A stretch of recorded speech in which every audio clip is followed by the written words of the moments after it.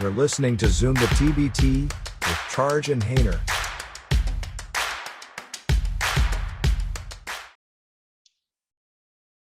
Hey guys, this is Zoom the TBT, and we are here today, and we're really honored. This is one of our more interesting guests we've had. We are here with the mayor of Charleston, West Virginia, Mayor Amy Goodwin. Mayor Goodwin, good morning. How are you doing today? Good morning, Andrew. I'm wonderful. It's a great day in Charleston. Wonderful. And my understanding, it's usually a great day in Charleston. Now, Charge and I had the honor of actually covering TBT last year from the floor at the Civic Center. So first of all, are you going to be in attendance to some of the games this year when they come?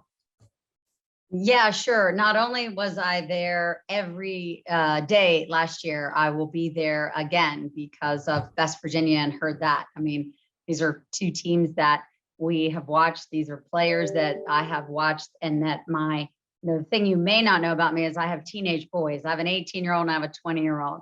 And my nephew is, while he plays football for Marshall University, he's a huge basketball fan. So these are kind of our players for sure. Is there a house divided? John Flowers is somebody that we all follow on Twitter. He's somebody that we love. He's hysterical. He's funny. He's certainly an athletic superstar, but he's a showman. He's a comedy genius. So he brings to the table more than just basketball skills. But anyway. No, that's okay. I mean, it's interesting though, because I mean, that's funny you mentioned that, because this is actually, unfortunately for that sort of comedy though, a real competitive basketball thing. So from the jump, I don't think there'll be a lot of time for laughing. There's gonna be some pretty tight games in this region. But before we get to the region, that's true. And I do want to discuss the region with you because I know you're a pretty big basketball fan. Now, do want to discuss one thing first, which I'm really interested in. And it is sort of like, first of all, could you tell me or tell our listeners how TBT came to be in Charleston last year and this year? Sure. It's because of the love for the state. There's so many folks who are involved in TBT that have a love for West Virginia, and so many of the players. And, we have a new Coliseum and Convention Center. It's a $110 million renovation. So it's a gorgeous new facility. We have an outstanding team at our Coliseum and Convention Center, but we also have a great team at our Convention and Visitors Bureau. And before I was mayor, I was the commissioner of tourism for the state of West Virginia. So travel tourism, especially sports tourism, we all have kind of a keen interest in, because we know the ginormous return on investment that we have. So we have remained focused on that sports tourism, and it's just kind of always been at the forefront of things that we go after. As a matter of fact, the city of Charleston just wrapped up this Charleston Stern Row Regatta. We had close to 250,000 people in town for a couple of day event. So and brought back after about 13 years. So we're good, and we're getting better at hosting massive amounts of people. But this, when we hosted TBT, we knew it would have a great return on investment, Andrew, but it was like $8.5+ million return on investment. That's insane. It was big money for us. Yes, it's sports tourism. This probably better than anybody. The sports tourism is, sounds fun, right? Oh, it's a basketball game. Oh, it's great. Soccer tournaments. It's money for us. It's big money for us because it's hotel motel. It's filling up hotels, restaurants. The TBT tournament supported close to, somewhere around almost 2,000 jobs as per the article. I've got 1,888, which is a weirdly specific number, but we have, in fact, I'll bring it back up. We try to be very detailed when it comes to numbers. Yeah. So it's fun. It's exciting, but it's also big money for us. Big money. Yeah. You had said that we would be happy to invite the basketball tournament back to Charleston in future years. So I guess that's happening. So we'll be coming back this year. So it'll be a lot of fun. I can't wait. Now, you said you were at pretty much all the games. There's a lot of games. You were at the majority or almost all the games last year? Yeah. We tried to make it all. If I wasn't, my husband was, or our two boys were. Actually, my best friend from who I met at WVU came in for games as well and brought her 3 boys. So it ended up being not just, watching, but listen, because some people are there to watch basketball games. They're there to watch competitions. But let's be clear, some people are there just for the fun of it all, right? The hype of it all, and to meet with people in town or to have entertainment for the night. And, they may know a little bit about basketball, but what TBT brings is this, it's such showmanship. It's so great when the teams, run off the court and they grab their sticker off of the Help me, Andrew. What's it Oh called? yeah, Grab your name and the put it in bracket. play. When they do the bracket celebration, when I come up, they run and Yes, slap the like- thing on. Yeah. Yes, that is what is so fun, I think, right? Because there's this excitement. So, you see folks like, oh my gosh, Sean Elmer was so sweet last year to all the kids that were there. As a matter of fact, he brought his baby, his newborn, and his wife were there. And he allowed everybody to take photos and high-fiving when he left the court. And so there's just this hyped atmosphere. Super fun, whether you watch basketball or not. Now, since you watched the games, you understand that obviously Heard That and West Virginia had really high quality teams last year. They were two of the top seeds, but they were both beaten by a team 23. And we're actually pretty close personal friends with the GM of Team 23. So we were kind of, while we always like to see the home team happy, we're a little amused by that. So first of all, are you guys glad Team 23 is not coming back to West Virginia? Let's go ahead and get to that part. Yes, we are. Yeah, I mean, I'm sorry. I'm sure they're great.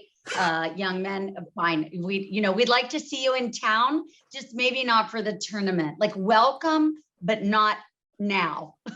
You know what? Come to Charleston in August. We would love to host you and your families. But we're pretty, this because you've got family from Huntington. West Virginians, folks who live or grew up in Appalachia, we have a big loyalty to one another. And we want to support our people and we want to win. We want to win. But when you look at a team like, and I love Huntington. I got ties. I love West Virginia. I got ties. But when you put, guys like Devon Eubanks and Jonathan Flowers and folks from the Final Four team that you have on this team, like, I'm sorry, they're going to be hard to beat, period. End of paragraph. Let's talk about this a bit. Let's talk about this a bit. So we have the field of your region up right now, and you're a basketball fan. Now you played, correct? Yeah. I mean, not on this level, please. Not on this level. But I love the game. A guard, a center, a wing. What'd you play? Yeah, off the ball, on the ball? You can't see, but I'm about 5'3". So you can. So you were not in the front court, is what you're saying. Yeah, no. But the reason why I'm a real basketball fan is my dad was a collegiate basketball referee for 25 years. So I am the weird girl who sits in the stands and watches the refs. I watch the players and the game, but I am super interested in calls. And when you grow up with a dad who's not only a basketball coach, but a basketball referee, after his coaching career was over, I watched the refs, which is just bizarre, kind of weird, I guess, but that's what I do. And I do say, and I have this very bad habit of traveling, and I mean, I have this like I have got to watch the game like this, or I'll start making calls, to 3 and what's the best call for you? I always find do you like timeout? I personally, my favorite call to make. No, technical out. Oh, technical. Very dramatic. We'll see a few probably in West Virginia if anything holds true. But my favorite was that. Well, we won't see very many walking calls, but my husband gets so annoyed with me when I yell out, even before the refs yell out, walk. He's like, babe, relax. There's popcorn and a beer. You don't need, the referees are here. They will call the game. You don't need to call the game. But you're trying to help. What's your favorite make sure call? your team gets my favorite call. I know. And I agree with you. You're always calling things because the refs respond to visual cues, and the other team walks. Of course, you're going to say travel. I mean, you have to help them help you. Now, my favorite call is always a shot clock violation because it involves hitting your head. So you're just like this. And I'll be watching a game. Yeah, I'll do that all the time. My girlfriend's like, I've had refs when I've been in the stands turn around like, I get paid for this. So you keep your job and I'll keep my job. So, speaking of refs, but I promise to be on my best behavior. No, you don't. No, yes. We don't want that at all. We don't want that at all. You got to meet Teddy Valentine? No. So Teddy is a showman. If you're there this year, hopefully, because he called the games. I've never met Teddy Valentine before.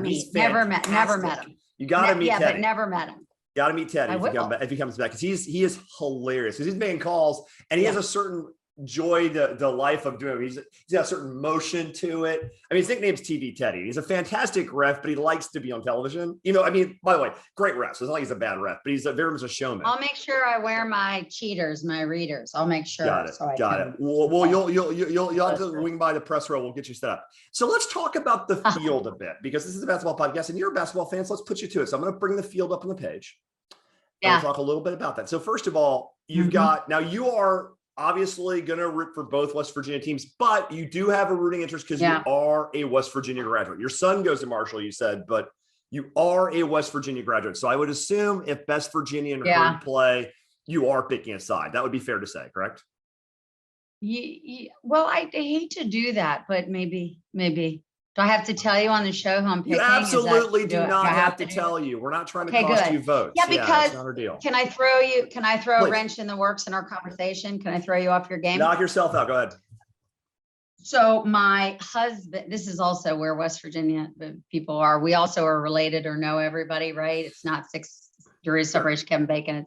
It's 6 degrees from if you live in Appalachia. So my husband's very best friend and college roommate is actually the president of East Tennessee State University. So we have a little Buccaneer. We have a little, And that's a fun team. Of the players.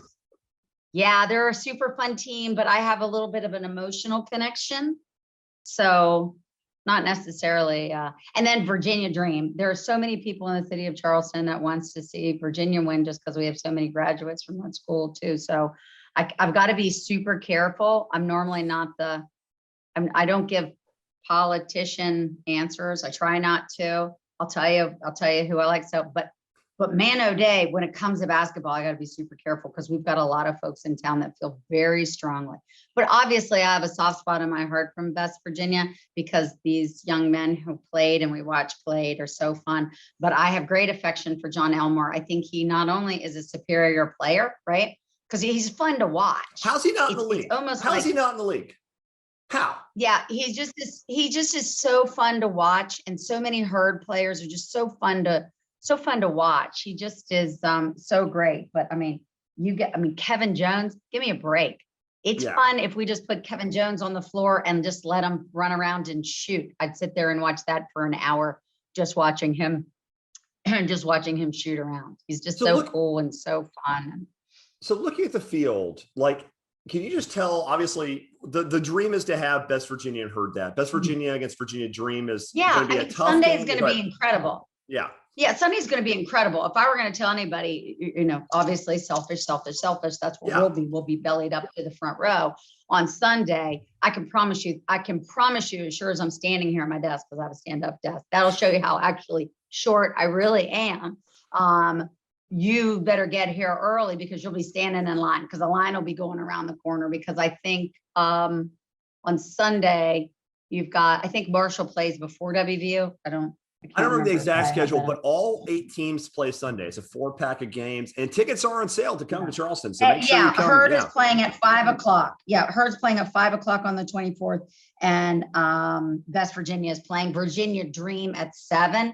So like from 5 to 4:30 to 9 or whatever, that's the place to be on Sunday in the city of Charleston. That's going to be cool because I'm going to give my prediction. Obviously, I think West Virginia is going to win, right? Yeah, so go ahead, they're going to win, and I think Herd that's going to be a tough game. Okay, I would agree. It's going to be a tough game because they're like 1 seed away from each other, and so it'll be close. So we're going to go ahead and put West Virginia here. And we're going to go ahead and put Herd, but in a tight game because the Founding Fathers are really good. Can you describe how electric Tuesday will be if this is the semifinal matchup? Oh my gosh. I mean, get out. It's going to be crazy. It's going to be crazy. I mean, it's, and you've been there. It's so fun. It's such a great atmosphere, and people are fired up. I mean, if you watch the games last year and even some of the games that weren't even kind of close, people were just going bananas in the stands because it's about TBT. What is so good about TBT is that it brings back so many memories of watching so many of these great players play when you were at WVU or your kids are at WVU. I mean, I still have some of the best pictures of my children when they were so little with some of these players, you know, with their, God, they got into that headband phase that Jonathan Flowers was in. Remember that? Yeah. Remember when Jonathan Flowers wore headbands and then every kid wanted to wear a headband. And so I've got great pictures of him and Kevin Jones when he was little. The good thing about all of these players from West Virginia is that they're just simply good men. Mm-hmm. They're just really good men, and they know each other, and they know each other from different teams. And so there's just this camaraderie that it's not just the West Virginia teams. When you see them on the floor or in the locker room, when they are exchanging in and out, embracing each other, high-fiving, kisses and hugs, introducing family members to one another. So that's fun because, yeah, you're watching the game, but you're also watching them interact and how they act around people. And it makes you really proud to know that these are kids that my kids grew up with, and it's just role models that my kids watch. So it's really cool. So Mayor Goodwin, that's a great answer. I want to go ahead. I know you have to go pretty soon because you were running a city and we really appreciate taking time to go on our little podcast. So we'll leave you with one question. Yeah. We'll leave it open-ended and let you go. Yeah. You obviously are boosting a growing and wonderful city in West Virginia. You're doing a good job as mayor. Obviously you're promoting both your city and the event. So close us out. Like, why should people come to Charleston to watch TBT? And we'll leave with that. Yeah, there is just this renewed sense of community. You know, I think if COVID taught us anything, Andrew, it is that at the end of the day, we actually, even with all this great technology, look at us on Zoom, right? Mm-hmm. We're sharing funny stories and content with viewers. There's absolutely no substitute for being together and breaking bread and having a drink and laughing together and watching a game together. We miss that. We still want to be together. And there is just a renewed sense of excitement in the city of Charleston. And this is an opportunity to bring everybody together and be reminded why we want to be together, because it's shared experiences, right? It's shared fun and shared memories. And that's what's so cool about bringing everybody together. And plus you get to watch good basketball. That's a bonus. That's a great answer. Mayor Amy Goodwin, thanks for coming by the show today. We greatly appreciate your time. Yes, thank you. I'm so happy you're coming to Charleston. We welcome you. See you then. Okay, bye. Bye. Thank you so much. Bye. Hope you enjoyed listening to Zoom the TBT with Charge and Hainer. Subscribe to YouTube, follow on Twitter, and give us your money.